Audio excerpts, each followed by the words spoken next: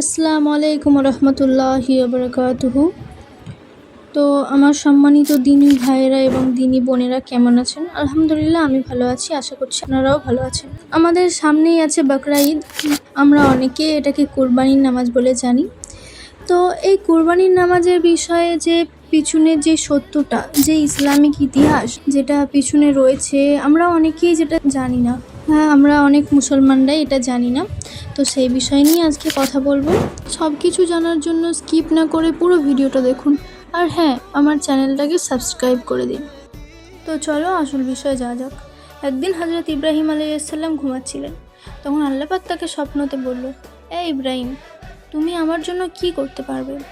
ইব্রাহিম তখন বলল, আল্লাহ পাক, আমি আপনার জন্য সব কিছু করতে পারবো। আল্লাহ পাক তখন উত্তরে বলল, হে ইব্রাহিম, আমার জন্য তুমি তোমার সবথেকে পছন্দের জিনিসটা কোরবানি করতে পারবে? ইব্রাহিম তখন বলল, আল্লাহ পাক, আমি আপনার জন্য সবই করতে পারবো, তবে আমার সবথেকে পছন্দের আমার সন্তান ছাড়া আর কেউই নেই। তারপর হযরত ইব্রাহিম আলাইহিসসালাম তার পুত্রকে জবাই করার কথা ভাবলেন। তিনি ছিলেন হযরত ইসমাইল আলাইহিসসালাম। যখনই তার সন্তানকে সে জবাই করতে যাবে, তখন আল্লাহ পাকের আরশ কেঁপে ওঠে। তখন আল্লাহ পাক বলে, হে জিবরাইল আলাইহিসসালাম, তুমি যাও, তুমি যে ওই শিশুর পাশে একটি পশুকে রেখে দাও। এইভাবে শুরু হয় কোরবানির নামাজ। বাকিটা পরের ভিডিওতে বলবো ইনশাআল্লাহ।